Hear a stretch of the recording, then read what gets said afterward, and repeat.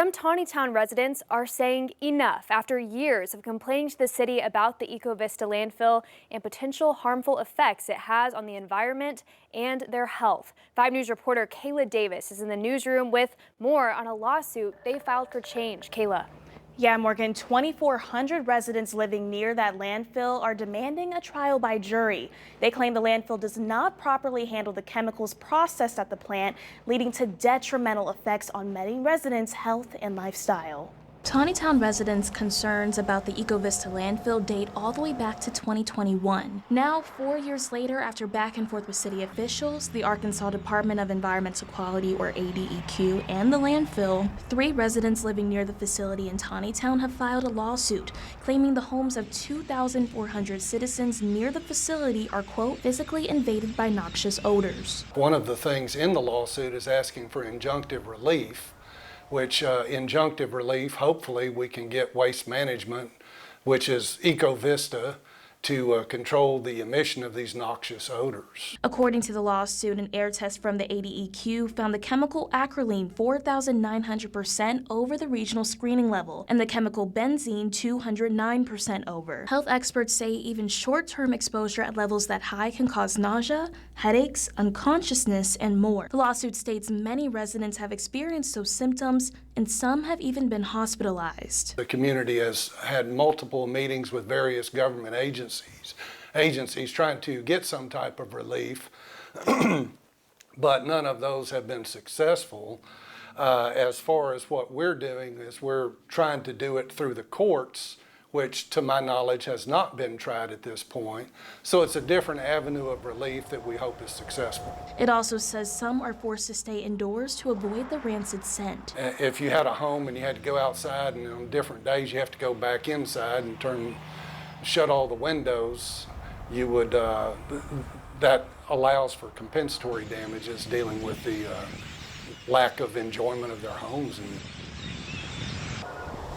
We reached out to Arkansas Waste Management for an interview with no response. Kayla Davis, 5 News.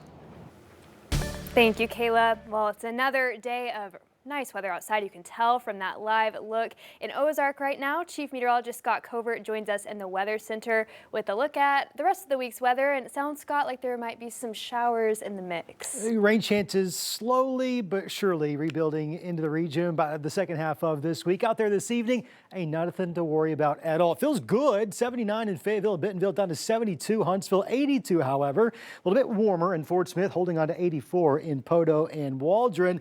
Here's what we're tracking over the next few days. Mild temperatures, that's set to continue despite the fact that there are some increasing chances of some rain showers. We can't rule out a couple of thunderstorms. Chances are certainly going to be there. It is spring. After all, tomorrow in Northwest Arkansas, we'll begin our day in the 50s. Not a lot of cloud cover initially, but those clouds are steadily going to be building into the sky by the afternoon. Despite those clouds, upper 70s, low 80s expected. Slight chance of a spotty shower or thunderstorm. A little bit better odds for some of us out there. We'll track those who has the better chances and the rest of the week's forecast, all coming up here in just a few.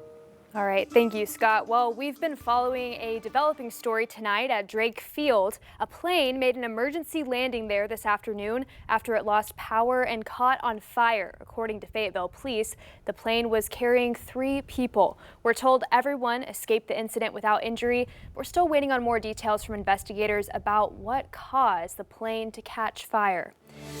Well, affordable housing is something state and even national leaders are trying to tackle. Today, stakeholders are hearing about local affordable housing initiatives as well as urban redevelopment opportunities in Northwest Arkansas.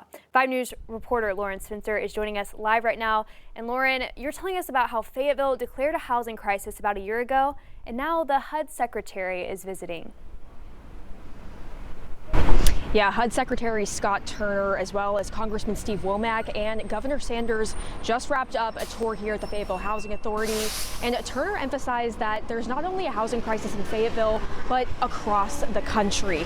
The group has made quite a few stops today. First in Bentonville, talking with high school students about affordable housing, as well as looking at plans for a new housing development for staff. They also met with leaders in Springdale, where they heard about their downtown Springdale Opportunity Zone project. Turner says efficiently using resources is his top priority with HUD. My heart is not to grow the amount of people on subsidies.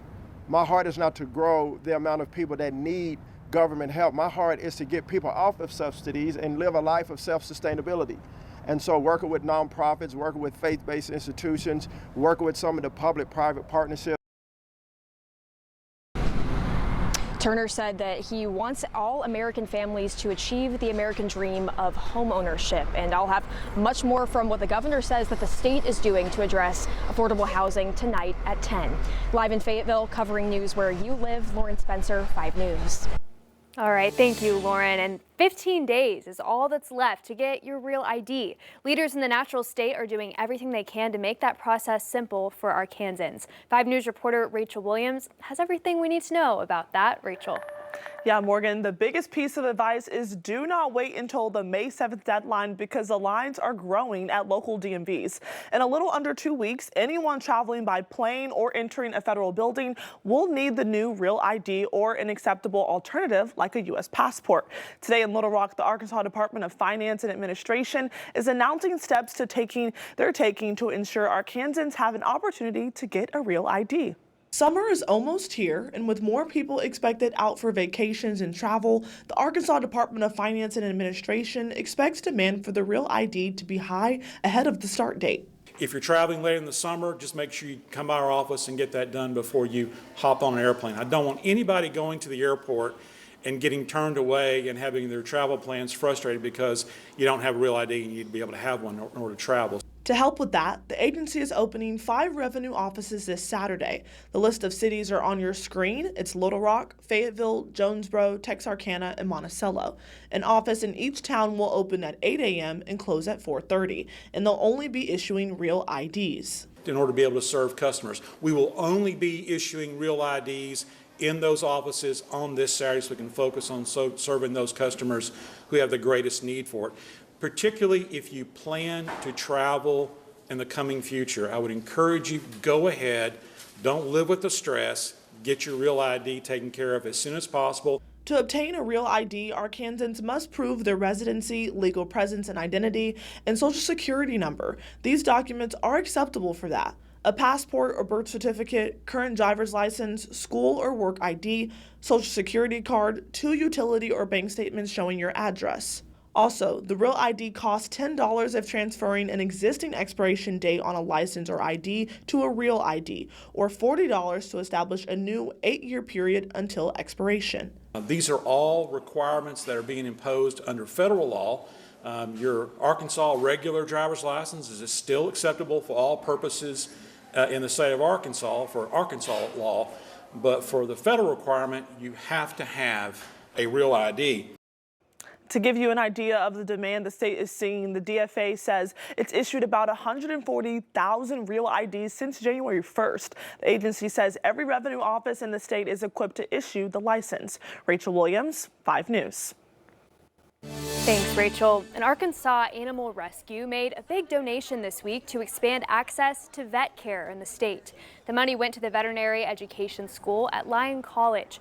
There's been a growing need in Arkansas communities for more professionals in the field. To combat that, Lyon College is working to open that new school.